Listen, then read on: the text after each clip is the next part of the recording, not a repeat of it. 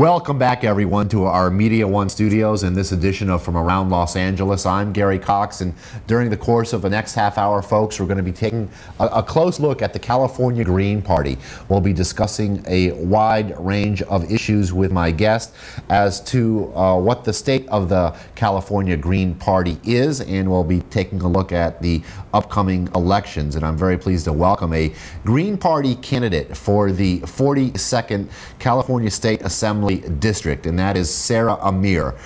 Sara is a very seasoned Green Party official here in the state of California. She ran for statewide office as Lieutenant Governor, I believe, receiving over 250,000 votes. In addition to Sara Amir, I'm very pleased to welcome back to our Media One studios Mr. Michael Feinstein. Of course, I should be addressing Michael as Councilmember Feinstein from the city of Santa Monica. Many believe that Mr. Feinstein is the leading Green member in the United States, and he's very active in Europe as well. And we're going to be, as I said, talking about a wide range of issues. Michael, Sara, welcome to our Media One studios. Thank you, Gary. Michael, let me jump to you first. I'm anxious to talk to Sara about your candidacy, but let's put things in perspective now in the state of California. How is the Green Party doing? Well, Gary, as you know, the Green Party is based on key values of ecology, social justice, grassroots democracy, and nonviolence. We've been organizing around these issues for years, and with a strategy that really works for a third party in this country, we've been running a lot of local races. We have 35 people holding elected office in California. We have 103,000 members in California, and consistently, when our best candidates go up against the best candidates of other so-called third parties, we always finish higher. We really feel that we are the third party alternative in California today. And of course, Sara Amir, as I mentioned, you ran for Lieutenant Governor, I believe, in 1998. Is that correct? Yes, that's correct. And now you're seeking to gain a seat in the California State Assembly. Before I ask you about your specific candidacy, what is your view, Sara, on the state of things for the Green Party in California? I think Green Party is doing really well. As you know, we had an elected official in the State Assembly, Adi Bach, and with that we got a lot of attention. Los Angeles Times said that her election put us on the California political map. Of course, we thought we were already in the political map, but that's the way the main media really treated Green Party. But in my race, I'm running because I have three major goals. One is to bring out the issues that other candidates don't talk about. Second is to build the movement, the progressive movement, under a green umbrella. And third is, of course, to win this election. I know it's an uphill battle, but it's doable, it's been done before, and we'll try. The 42nd district, for those that might not be aware, does include West Hollywood, Beverly Hills, somewhat of an interesting contrast there, and much of the Westwood and the Hills, Bel Air, all that. What can you take, Sara, from your candidacy for Lieutenant Governor and apply it to the 42nd Assembly District? What lessons did you learn 2 years ago? I learned a lot of lessons, how to deal with the media and how to be, instead of being very humble, how to really be aggressive and deal with the issues and deal with the other candidates. I learned that we really need a campaign finance reform, a real reform like public financing, not the initiative that is right now on the ballot on Ron Unz and Tony Miller initiative that is really, I can talk about it later on, but right. I really I am for public financing, and also I know that with the way that our election system goes, like winner take all, it's not working. It's not democracy to me. Maybe I'm wrong, but to me is everybody represented in a democracy. But we have a system that just the winner or winners are represented and the rest of us are not being represented. That's a very good point, Michael. Fair representation. There are a lot of people running for offices all across the state, and they're not just Democrats and Republicans, are they? No, and we're in a situation where on one hand we have people saying we want more parties.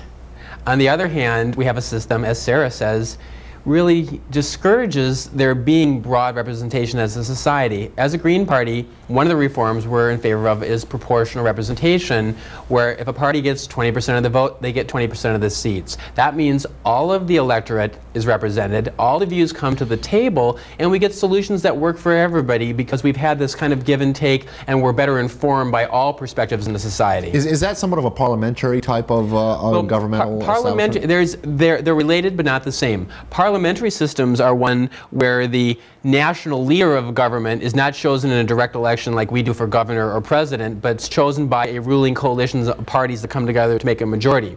Most countries that use parliamentary systems use proportional representation, but we can easily use proportional representation in this country with our current system and still elect our executives separately. And the movement for this, because voting percentages go down so low because people don't have a chance to be represented now, so they don't vote. Countries that have proportional representation have 70, 80, 90% turnout. We have to say, if you don't have a chance of being elected, why go ahead and vote? Absolutely, very, very true indeed. And Sara Amir is a perfect example. There are some very intelligent, extremely seasoned, and well-qualified Green Party candidates running statewide. In addition to the 42nd Assembly seat, Councilmember Feinstein, what do you think are some of the other key races this election year for the Green Party? Well, a lot of people remember the spirit of Seattle with the World Trade Organization meeting this past November, and how many people came out to talk about how trade doesn't need to just benefit large capital interests, but needs to be there to improve the condition of workers and the environment.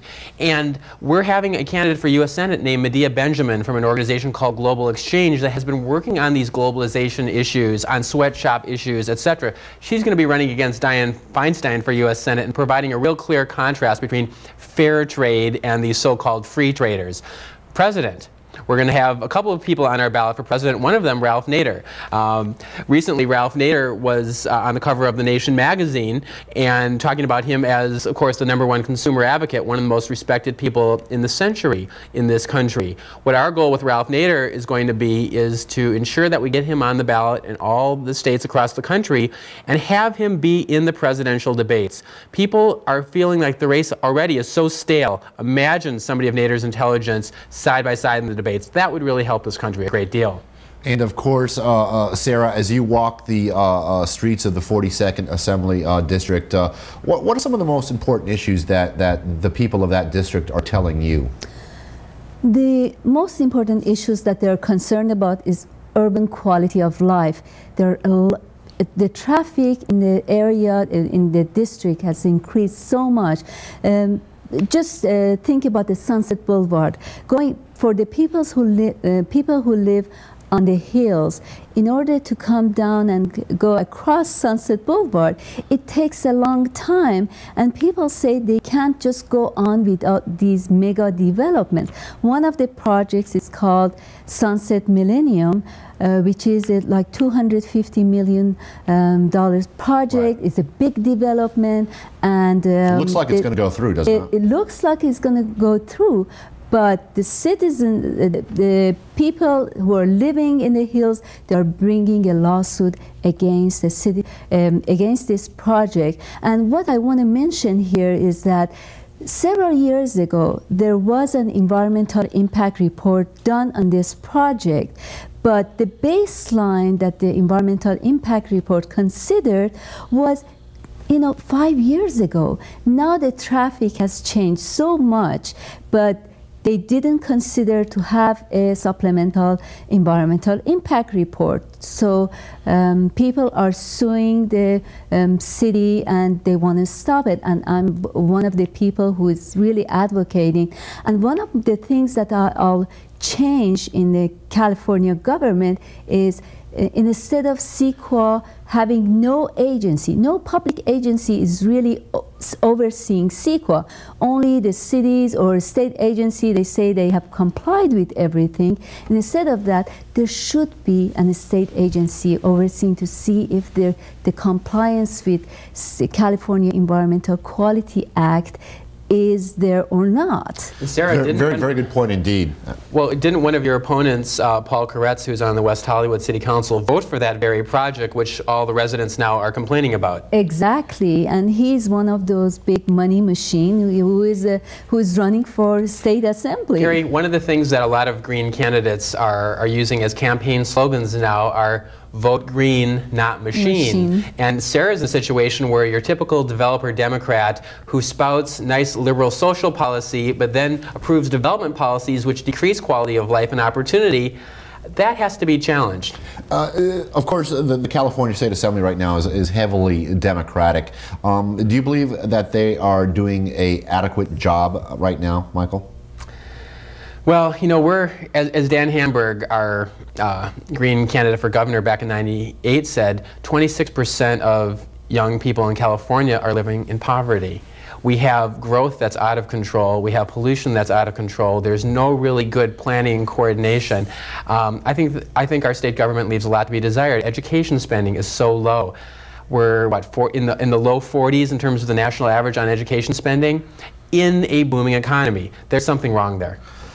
Sarah? Also to address that, everyone in the Assembly and Senate, they have short-term goals. They don't have long-term goals for California. They change things here and there, but with not a big picture perspective. So I think that we need people who have this kind of big picture with green philosophy that can look at the issues. And with both houses being controlled by Democrats and Gray Davis being our governor, I work for a state.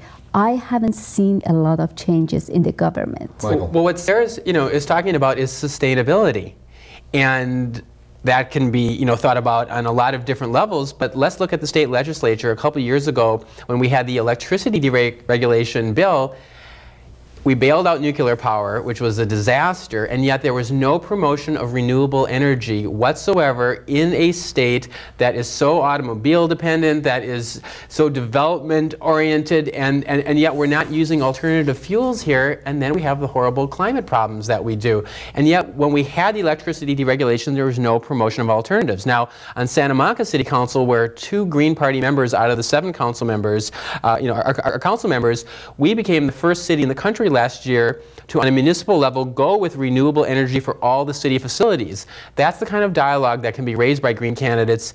No one in the Assembly really pushed that under electricity deregulation. Well, let's look at the MTBE issue. Sure. They wanted to get rid of air pollution, put MTBE in gas, additive to gasoline, Correct. And now it's in our groundwater. There wasn't any research done to see if MTBE really works. And that was a move that the oil companies used to not go to alternative fuels when we should have been pushing to alternative fuels. Exactly. In the last legislature in the Assembly, of course, there was a Green Party member, Audie Bach, from the San Francisco, Oakland Bay area, I believe, elected as a Green, which surprised a lot of people. She has since then re-registered as an independent, which shocked many Green Party members.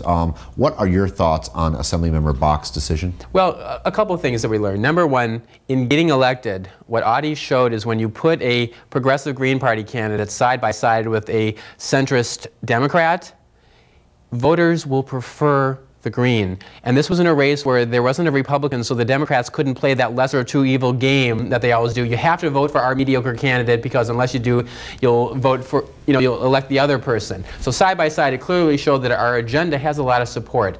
When Audie re-registered independent, she was up there swimming with sharks. The Democratic Party specifically killed every piece of legislation, that even ones that they supported, so that she wouldn't have a record of accomplishment. And they basically beat down on her. It shows that not only do we need campaign finance reform and electoral reform of getting people in office, but we also have to have reforms within office to ensure that the people who the voters elect can actually survive there. Well, Sarah, should you win the 42nd Assembly seat, you're going to be facing the same situation that Audie Bach did. What are your thoughts about being in that potential situation? Well, at least there's going to be 2 of us, so I can learn from Audie Bach, what she's gone through.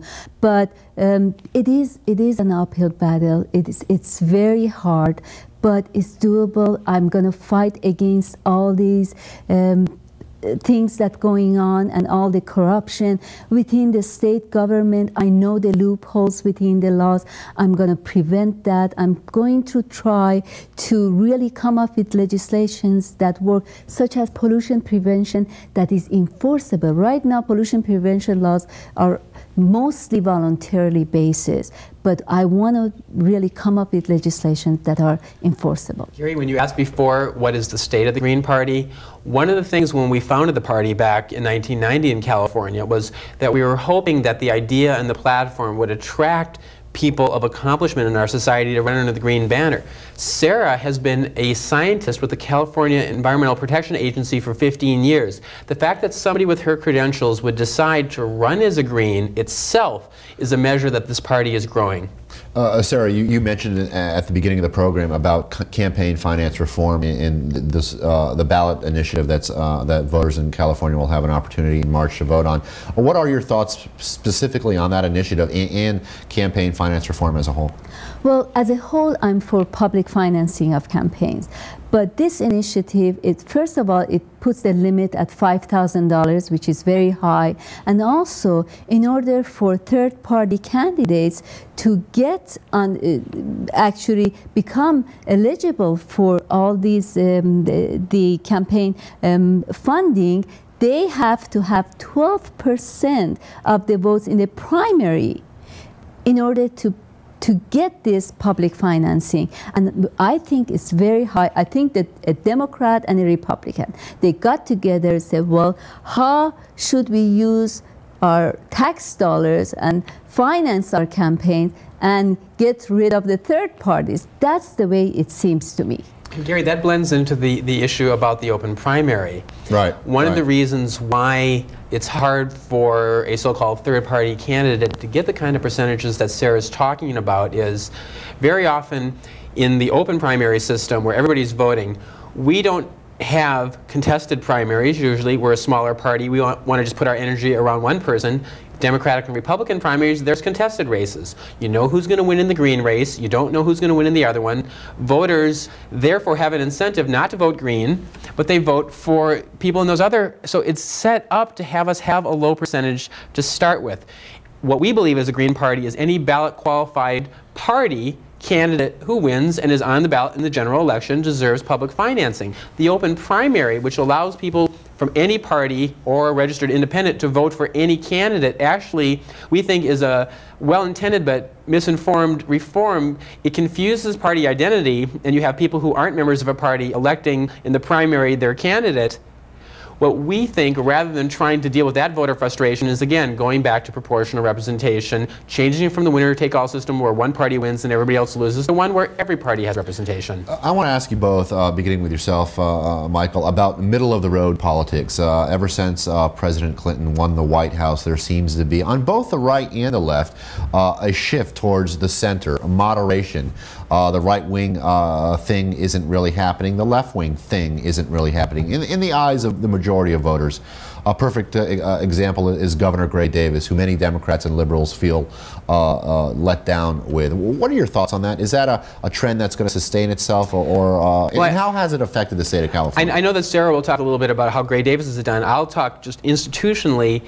Two things happen. One, winner-take-all systems dumb down debate, and to get a majority or a plurality in a single seat election, you have to play to a perceived center. Therefore, you end up not really representing anything because you don't want to push any really strong, diverse ideas. So our system forces that. Second of all, in a late industrial era when we're dependent on fossil fuels and certain natural resources which concentrate wealth and power in fewer and fewer hands, that's the money that drives down the level of debate and pushes people into these mediocre campaigns, Democrat or Republican. Republicrat. Sara on Gray Davis? Sara, the great Gray Davis, many believe that he has turned into a conservative moderate, if you will, preceded by lifelong liberalism. Why do you think that is, and what can you do should you get in the Assembly to offset that? Well, Gray Davis doesn't want to offend anybody, right? So if you don't want to offend anyone, then you don't do anything. that would be perfect. And the way he has chosen the head of the departments, some of the choices are really good, like Mary Nichols, in charge of Resources Agency.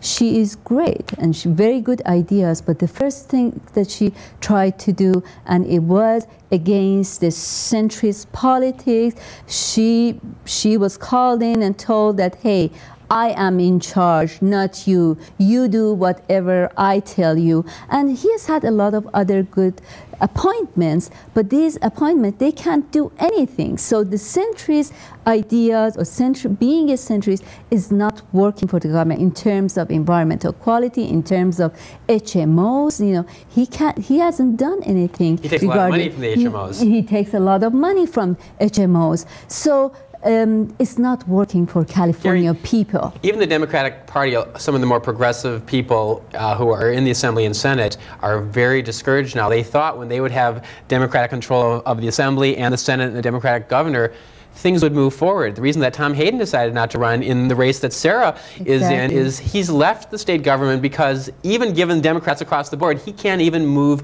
progressive legislation. Davis kills it. Would you qualify the Green Party as an environmental party?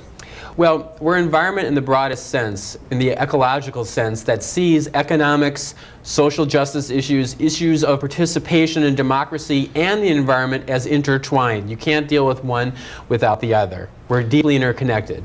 And Sara, of course, in the 42nd District, what do you believe are the most important demographics in that district? Running as a third-party candidate, as a Green Party candidate, what, when you look at the demographics of the 42nd, what concerns you the most?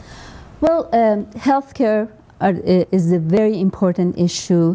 Environment is very important. As I mentioned, traffic reduction, air pollution reduction, and also the other issues that people in general are very concerned about, such as education. Right. They are very concerned about. So these are the issues, and what I'm talking about in terms of healthcare, I'm advocating universal healthcare.